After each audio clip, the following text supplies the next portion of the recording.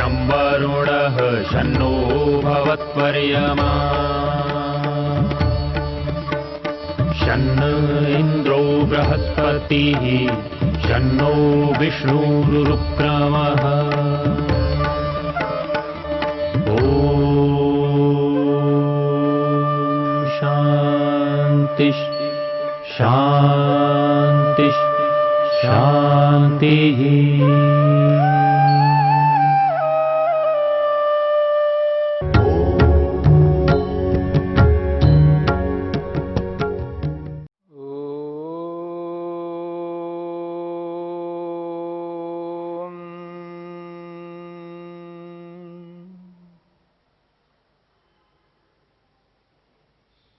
पांच क्लेशों में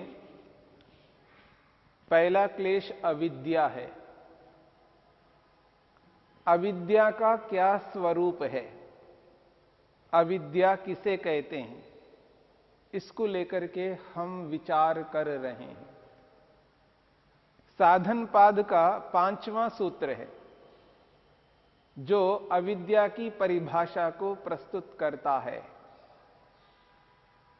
अनित्या शुचि दुखानात्मसु नित्य शुचि सुखात्मक ख्यातिरविद्या। यह सूत्र अविद्या की परिभाषा को स्पष्ट करता है। अनित्य, अशुचि, दुख अनात्मसु, नित्य शुचि सुख आत्मख्यातिरविद्या। सूत्र कहता है अनित्य को नित्य समझना। जो वस्तु अनित्य है अर्थात जो वस्तु उत्पन्न होती है, जिस वस्तु का निर्माण होता है, और इसको स्पष्ट शब्दों में कहा जाए अलग अलग अवयवों को मिला करके जो एक वस्तु के रूप में उत्पन्न किया जाता है, ऐसे पदार्थ को, ऐसे वस्तु को अनित्य कहते हैं। ऐसे अनित्य पदार्थ को नित्य समझना अर्थात जिस रूप में वो वस्तु है उसको वैसा ही अनुभव करना। वो न बदलने वाली वस्तु है, अपरिवर्तनीय वस्तु है, जिस रूप में है उसी रूप में रहने वाली वस्तु है, इसको कहना नित्य, जबकि अनित्य को नित्य कहा जा रहा है। यही अविद्या है। ये अविद्या का पहला स्वरूप है, अनित्य को नित्य समझना। जैसा ये शरीर है, ये उत्पन्न हुआ है, इसका निर्माण हुआ है, और इस बात को सभी जानते हैं कि जिस वस्तु में वृद्धि होती है, जिस वस्तु में ह्रास होता है, वह अनित्य होता है। छोटे छोटे बच्चों को हम देखते हैं, बहुत छोटे से हैं, नवजात शिशुओं को देखिएगा, उत्पन्न हुए हैं, धीरे धीरे उनमें वृद्धि होती है, वो किशोर अवस्था को प्राप्त होते हैं, युवा अवस्था को, प्रौढ़ अवस्था को और वृद्ध अवस्था को प्राप्त होते हैं। और एक दिन आता है वो उस शरीर में नहीं रहते हैं, शरीर का विनाश होता है, शरीर को जलाया जाता है। ये अनित्य है, पर व्यक्ति जब तक शरीर में रह रहा होता है वो ये अनुभव करता है कि मैं ऐसा ही रहूंगा, मैं ऐसा ही रहना चाहता हूं। यही अनित्य को नित्य समझना है। दुनिया में जितने भी दृष्टिगोचर में आने वाले पदार्थ हैं, जिनको हम आंखों से या अलग अलग इंद्रियों से अनुभव करते हैं, जब इंद्रियों से अनुभव में नहीं आता है तो जिनको हम समाधि के द्वारा अनुभव करते हैं, प्रत्यक्ष करते हैं। संसार में जितने भी पदार्थ हैं उनमें केवल दो ही प्रकार हैं,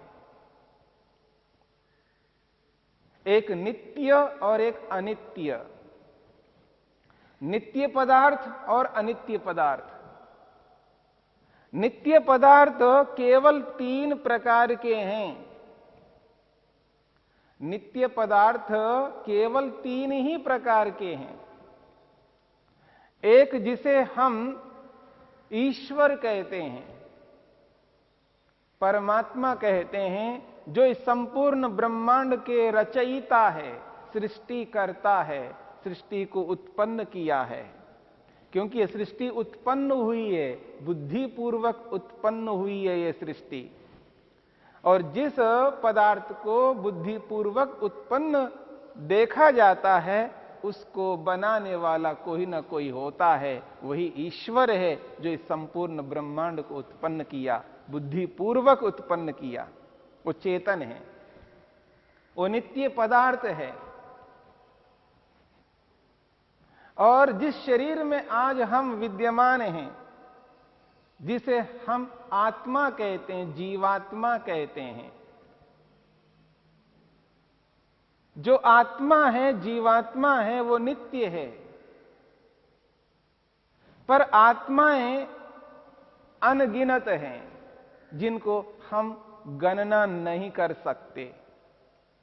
ये सब नित्य हैं। आत्मा जो शरीर में रहने वाली आत्मा है, जो शरीर को बार बार बदलती रहती है। शरीर बदलता है पर आत्मा वही रहती है।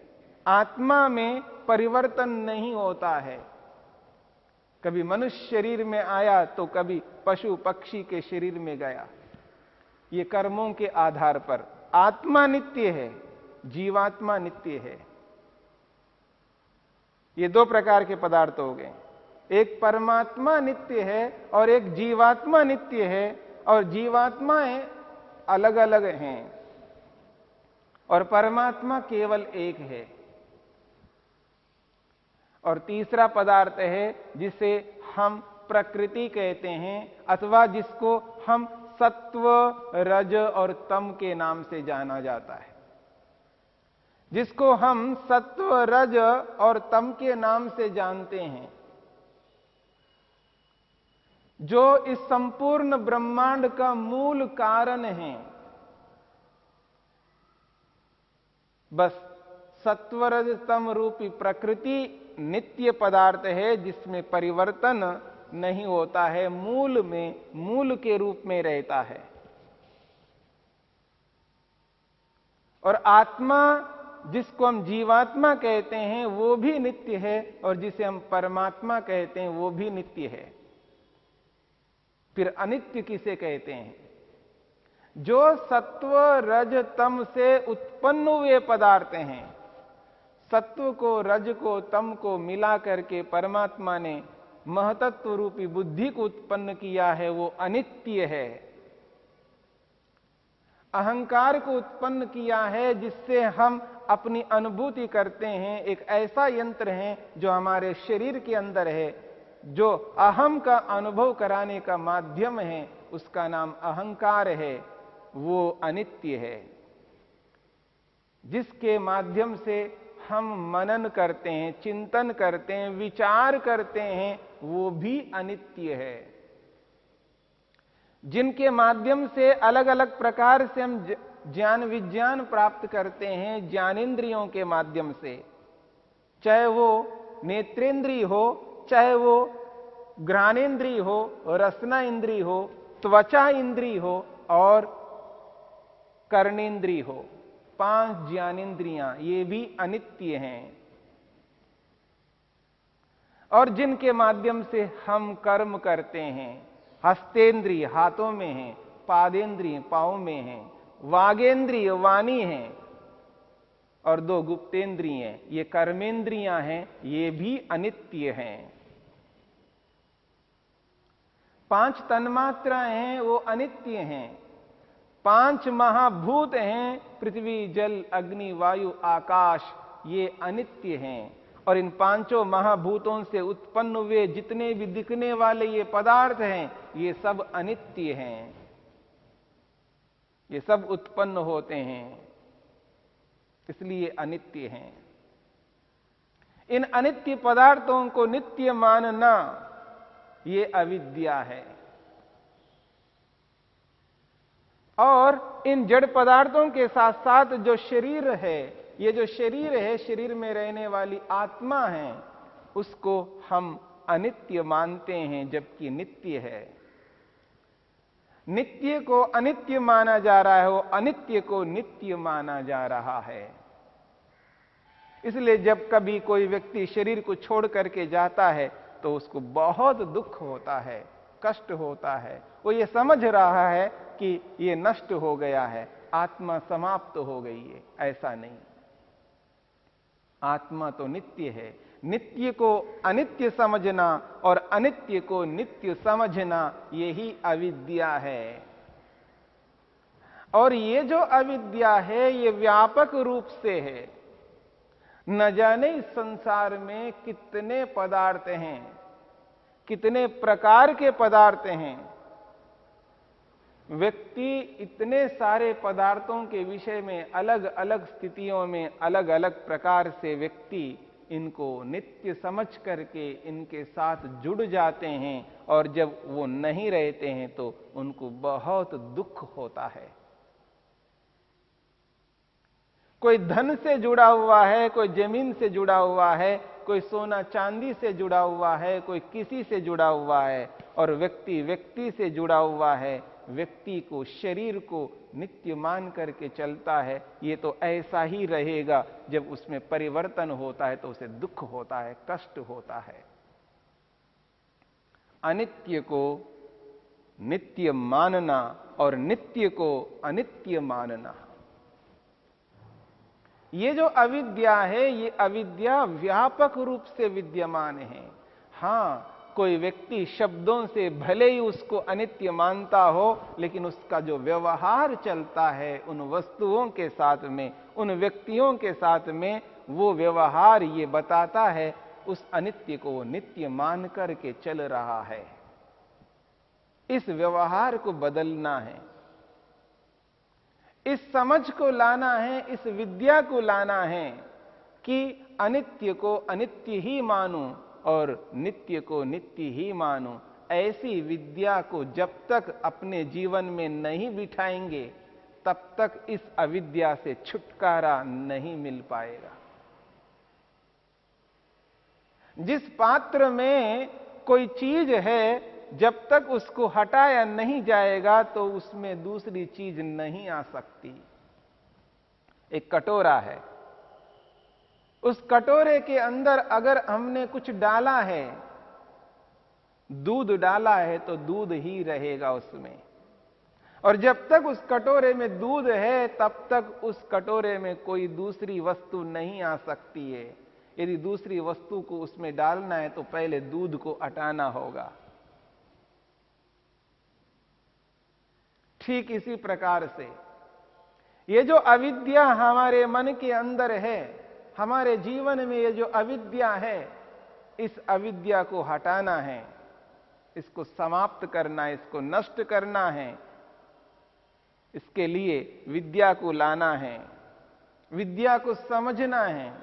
जब तक ये समझ में नहीं आएगा कि यह जो हटाने योग्य है इस कटोरे में, इसको हटाना है, इसको निकालना है, यह समझ में आना चाहिए, तभी हम इस कटोरे में दूसरी चीज को डाल सकते हैं। ठीक इसी प्रकार से हमारे मन के अंदर जो अविद्या बैठी हुई है, उसको समझना है ये अविद्या है। और जब तक अविद्या को अविद्या के रूप में नहीं समझेंगे, तब तक इसको हटाने का, दूर करने का प्रयास कैसे कर पाएंगे। इसलिए क्रिया योग को समझना है। क्रिया योग ही इस अविद्या को दूर करने में सक्षम है। अनित्य को नित्य समझना। ये जितने भी अनित्य पदार्थ हैं, ये कार्य पदार्थ हैं, ये उत्पन्न हुए पदार्थ हैं। और जिन पदार्थों में वृद्धि और ह्रास होता है, समझ लेना वो अनित्य है। जहां वृद्धि हो रही है तो समझ लेना वो अनित्य है, जहां ह्रास हो रहा है समझ लेना वो अनित्य है। एक और बात हमें समझनी है यहां पर, अनित्य पदार्थ भी अलग अलग प्रकार के होते हैं। कुछ शीघ्र समाप्त होने वाले होते हैं, कुछ ऐसे पदार्थ हैं जो शीघ्रता से समाप्त होने वाले होते हैं, जिनमें शीघ्रता से परिवर्तन होता है और शीघ्रता से समाप्त भी हो जाते हैं। कुछ ऐसे पदार्थ हैं थोड़ा देर से समाप्त होने वाले होते हैं, जिनमें देर से परिवर्तन आता है और देर से समाप्त होते हैं। घड़ा बनाइए, घड़ा में घड़े के अंदर परिवर्तन होता है, लेकिन धीरे धीरे परिवर्तन होता है। अभी नया घड़ा है, अब इस नए घड़े को देखो तो हमें दिखाई नहीं देता उसके अंदर परिवर्तन, लेकिन उत्पन्न होने के अगले क्षण से उसमें परिवर्तन प्रारंभ होता है, पर वो परिवर्तन एकदम दिखाई नहीं देता है।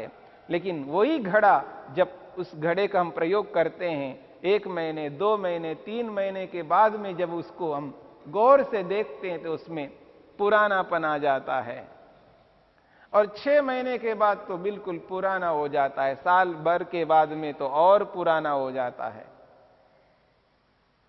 तो कुछ पदार्थ ऐसे होते हैं जो धीरे धीरे परिवर्तनशील हैं और धीरे धीरे उसमें परिवर्तन होकर के धीरे धीरे समाप्त होते हैं, और कुछ ऐसे पदार्थ हैं लंबे काल में जाकर के समाप्त होते हैं।